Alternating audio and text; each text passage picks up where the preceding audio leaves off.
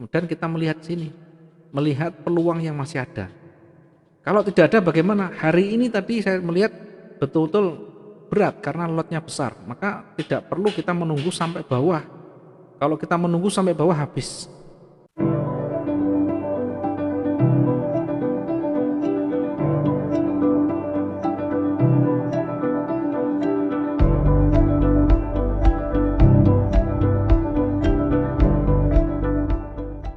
Yang kita gunakan bukan hanya lot kecil tapi lot besar. Lot besar itu bukan berarti angkanya yang besar, bisa saja di sana. Tetapi yang paling pokok adalah ketahanan. Ketahanannya bagaimana? Ini yang paling menentukan. Jadi lot besar itu bukan tergantung angka. Angka 1 itu belum tentu besar kalau ketahanannya 50.000. Tetapi ketika ketahanan cuma 5.000, maka itu termasuk lot yang besar, berbahaya. Sehingga toleransi itu nanti kembali ke latihan kita masing-masing. Berapa jaraknya ketika rugi? Tidak ada jarak pasti. Ya, tadi saya contohkan, saya berikan share di grup tadi. Kalau saya share itu silakan dicoba dilihat, diamati di sana. Karena di situ sama sekali bukan untuk pamer-pameran, tapi untuk edukasi.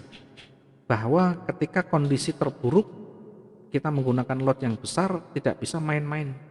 Ada telepon masuk pun terkadang saya abaikan, ada WA masuk, SMS masuk, tidak saya pedulikan. Ketika saya punya entry yang dengan lot besar kemudian marketnya tidak bersahabat. Contoh begini, live begini misalkan, saya tidak bisa begini terus langsung saya ke entry, kan tidak bisa, karena fokus saya adalah mengajar. Kalau fokus saya trading tidak masalah. Kalau nanti dua-duanya saya fokus ngajar, saya fokus trading, apakah ada yang bertanggung jawab nanti ketika saya tidak bisa monitor di sana? Diingat lot saya bukan seperti yang lain, lot saya ini besar, modal saya cukup kecil aja, sehingga lengah sebentar saja bisa habis dalam hitungan detik bahkan. Maka kalau ada yang minta trading bersama seperti apa dimaksudkan? Gaya saya berbeda dengan gaya panjenengan semua. Kalau saya entry belum tentu nanti bisa mengikuti teknik saya. Contoh misalkan saya entry buy, ya. Contoh saya entry buy. Ketika saya entry buy, ya, marketnya bergerak dengan cepat, turun ke bawah, ya, turun sangat kuat, maka saya tidak mungkin setiap saat itu langsung saya sampaikan, tidak bisa mungkin, karena memang saya harus mengendalikan kondisi saya. Ya, paling tidak harus menyelamatkan. Ya, kalau bablas selesai bagaimana? Apakah bisa bertanggung jawab? Ya, ini bukan maksud saya, bukan saya tidak mau. Kalau mau datang monggo live bareng, tidak masalah. Saya lihat punya saya sendiri. Kalau punya transaksi yang membahayakan, kalau tidak membahayakan, kalau kecil saja biasa saya sampaikan. Saya tetap komunikasi, saya tetap layani teman-teman semuanya, sehingga betul-betul fokus di sana. Oke, ini cara membaca candle begitu tadi. Jadi cara membaca candle. Kemudian tadi digabung dengan support. Kemudian saya sampaikan ada detaknya. Detak itu yang bagaimana? Perhatikan, detak itu pergerakan begini, pergerakan candle yang terjadi, yang running itu. Nah, perhatikan sekarang. Kalau membaca sekarang ini ya, perhatikan waktunya, kemudian yang terjadi, yang sedang sekarang running. Kurang 3 menit, sekarang 16.57 ya, waktu Indonesia Barat. Saya menggunakan standar server di sini ya biar lebih mudah. Kurang 3 menit, sangat kecil kemungkinan ini akan naik warna hijau kuat, sangat kecil kemungkinan. Sebaliknya ini akan turun panjang warna merah, sangat kecil kemungkinan. Karena tidak ada news. Yang bergerak bisa flash dengan cepat hanyalah berita berdampak besar. Kalau tidak ada berita, selalu bertahap. Pergerakan selalu bertahap ya, tahap demi tahap. Perhatikan detak-detaknya ya. Dia tempat turun tapi ditolak ke atas. Ibaratnya begini, turun 3, naiknya 2, turun 4, naiknya 3. Apa maksudnya? Dari pergerakan itu dilihat dari bodinya makin kecil atau makin besar. Warnanya apa? Kalau makin kecil warnanya merah, kemudian di bawah ada ekor, berarti penolakan buyer kuat di sana. Ya, seperti ini. Ini kurang 2 menit, ini sangat tidak mungkin ya. Coba dengarkan baik-baik dan dibuktikan. Sangat tidak mungkin ini panjang ke atas dan turun ke bawah panjang. Ya maka yang terjadi nanti sekitaran ya begini, modelnya begini. Ya, modelnya berarti begini nanti. Kondisinya seperti ini.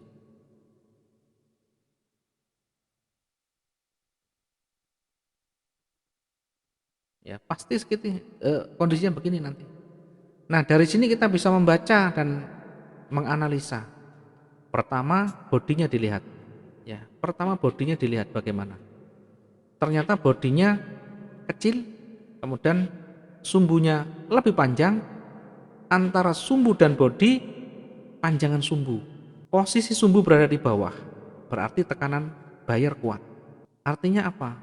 Artinya hati-hati walaupun ini mengarah ke bawah, tapi tekanan ke atas cukup kuat di sana. Ini yang sekarang. Kemudian yang sebelumnya, candle sebelumnya perhatikan juga. Di candle sebelumnya, ini perhatikan yang terbentuk bodi tebal, oke, warna merah. Kemudian dengan ekor di bawah panjang. Sumbunya kita bandingkan dengan bodinya, panjang sumbunya. Berarti penolakan buyer kuat di sana. Kemudian di bawah ini area support tidak ditembus. Maka yang kita lakukan seperti ini, menunggu sampai betul-betul konfirmasi buyer muncul. Kenapa kita harus menunggu konfirmasi buyer? Karena belum wujud tampak buyer kekuatannya. Wujudnya itu apa? Ya candle hijau. Candle hijau. Nanti kalau sudah ada candle hijau, misalkan kuat begini ya, bisa nanti nih kita entry sesudahnya. Ya. Karena ini baru sinyal. Ini baru sinyal penolakan. Ini penolakan. Akhirnya masih didominasi oleh warna merah. Sehingga kalau kondisi seperti ini kita mau sell, ya hati-hati. Kenapa? Karena banyak penolakan di area support. Kalau kita mau entry buy, tidak bisa. Ya, tidak bisa kondisi begini kita entry buy. Yang pertama tidak boleh melawan tren. Trennya masih turun. Yang kedua, buyer itu belum tampak atau belum wujud sehingga kita tidak bisa entry buy di sana. Baru sinyal pembuka atau sinyal pertama ini, sinyal pertama lagi. Sinyal pertama, kemudian ini konfirmasi tetapi belum ada wujudnya. Coba perhatikan kalau nanti ini jadi warna hijau atau di candle selanjutnya jadi warna hijau, maka berikutnya dia akan naik lagi. Ya walaupun naiknya tidak terlalu tinggi tidak masalah. Yang paling penting ada peluang di sana kita entry profit. Ya, kita entry kita naikkan sedikit. Artinya kita perbesar lot kita, perkecil pipnya. Sehingga kalau cuma 100 pip saja di emas itu gampang sekali. Contoh misalkan seperti ini. Misalkan begini, kita entry buy. Saya kasih contoh, saya entry buy karena ini sudah ganti candle ya. Ya, sudah ganti candle jam 17 sekian. Tadi sudah saya sampaikan, ini ada penolakan. Ini masih running yang sekarang, masih running. Oke, kita lihat. Nah, ini masih running. Yang tadi kita lihat di sebelah kirinya yang terbentuk ini ada penolakan buyer, bodinya memang agak tebal, tapi ekornya lebih panjang. Ekor berada di bawah. Tetap kita fokusnya memang tren turun, tapi ada penolakan buyer. Sehingga ini masih belum ada konfirmasi kuat, belum ada sinyal yang kuat kita untuk entry. Kalau kita memaksa seperti ini, maka pasti nanti akan floating yang cukup panjang. Kalau misalkan kita mau entry buy bagaimana? Nah, karena ini tadi sudah ada sinyal buy, di sini ada sinyal buy, ya. Minimal di candle selanjutnya ini biarkan dia turun sekuat-kuatnya dulu. Ya, minimal di candle selanjutnya biarkan dia turun sekuat-kuatnya dulu, bahkan menembus support tidak masalah. Yang terpenting nanti ketika sudah waktunya berjalan, ya kita lihat di sana dia sudah ada penolakan buyer dan sudah membentuk volume warna hijau yang tebal dengan waktu pergerakan yang sudah menengah ke atas, artinya sudah 30 menit ke atas. Baru bisa kita entry buy. Itu pun tidak bisa serta-merta ketika kotak ya. Ya, ketika kotak begini, atasnya ada kotak, kemudian di bawah memang ada ekor, kemudian atasnya kotak. Kita tidak bisa serta-merta ambil posisi buy dalam kondisi penuh begini. Ya sekali lagi cara pengambilan pun harus harus tahu. Kalau kita tidak tahu tiba-tiba masuk buy, dianggap ini memang kuat, memang betul kuat. Tapi kalau kita tidak punya triknya, maka akan lebih lama lagi nanti kita tersangkut di floating minus. Maka untuk yang kondisi seperti ini, biar kita lebih cepat keluar dari zona minus, usahakan tidak mengambil posisi searah dengan market ini ketika bodinya tebal, tidak ada ekor di atas. Memang harus bersabar menunggu. Sniper harus banyak menunggu. Tunggu sampai ada koreksi begini. Kemudian dilihat pergerakannya, detak-detaknya. Ya, di area 30 menit ke atas dia mencapai titik stabilnya. Kalau di awal masih naik kenceng turun lagi, naik kenceng turun lagi. Ya, tunggu sampai dia kira-kira kuat arahnya kemana. Misalkan begini. Nah, ini pelan turun sampai turun, tapi perhatikan di ujung pembukaan dia tidak sampai ke bawah lagi. Nah, di area begini naik lagi, naik lagi. Jadi sempat begini. Ini kalau kita tidak jeli begini tidak ketemu nanti. Ya, begini. Jadi misalkan sudah jadi ekor begini, tapi ini masih tertahan di sini, tidak sampai turun lagi. Dia sampai sempat tertahan begini, sampai kecil, bodinya mah hampir habis tapi tertahan di area pembukaan, tidak sampai turun. Nah, yang kondisi seperti ini kalau lama bahkan 30 menit lebih ya, jelang-jelang pertengahan itu sudah lewat, kemudian perhatikan kalau dia tidak turun begini kemudian mulai naik lagi, mulai naik lagi, mulai naik lagi, maka ini dipastikan akan naik dengan kuat.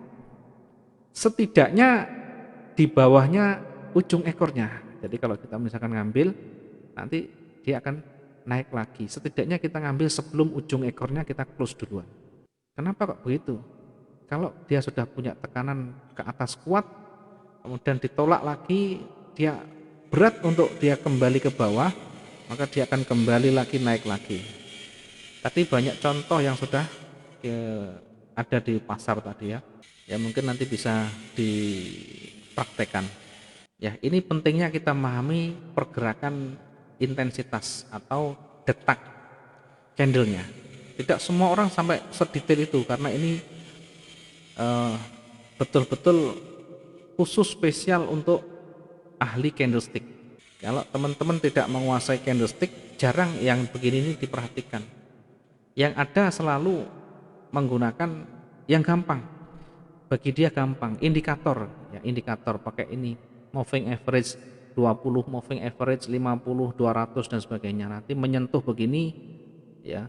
Contoh ya misalkan ya, saya tidak ngajari cuma kalau bisa jangan menggunakan yang gampang, yang instan. Biasakan kita betul-betul detail membaca sendiri.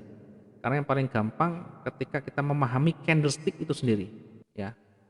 Nanti ketemu kok tanpa moving average pun kita bisa melihat karena yang kita perhatikan yang terakhir dekat dengan running, dekat dengan harga runningnya itu di sekitaran itu kita perhatikan di sana. Lagian kita tidak butuh yang terlalu muluk-muluk ya, kita tidak butuh langsung misalkan buy nanti targetnya di sini. Ini terlalu muluk-muluk nanti. Ini trading jangka panjang, long term trading. Tidak bisa sehari selesai. Tetapi pertahanan juga harus kuat di sini. Kalau model-model begini kita tidak bisa tiap hari dapat profit. Ya mungkin 3 hari, 4 hari, seminggu baru dapat. Ya kalau mungkin teman-teman pengen seperti saya, model sniper yang bergerak cepat, baik itu dalam pengambilan, baik itu dalam exit, ya seperti itu. Tadi seperti yang saya contohkan, saya juga awalnya rugi sama. Bukan berarti kalau rugi kita langsung drop, selesai, bukan. Nanti ada waktu lagi untuk membaca lagi. Turunkan emosi kita, turunkan emosi untuk saling balas dendam atau untuk saat itu untuk segera dan segera. Ya, kalau saya tidak begitu rugi close selesai sudah, tunggu dulu. Bersabar. Mulai bangkit pelan-pelan sedikit demi sedikit mengembalikan recovery.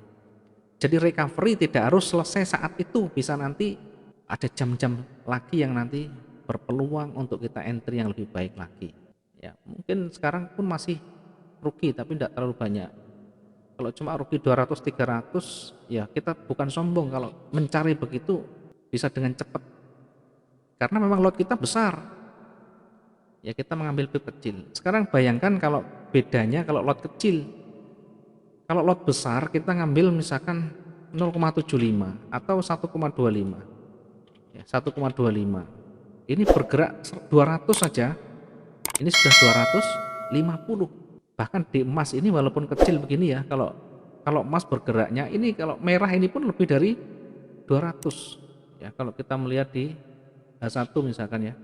Ya, kalau kita melihat H1 perhatikan. Ini satu candle yang kecil ini pun yang hijau ini pun lebih dari 200 kalau kita melihat. Nah, 700 lebih. Nah, itu tadi adalah kita membaca dengan time frame yang besar.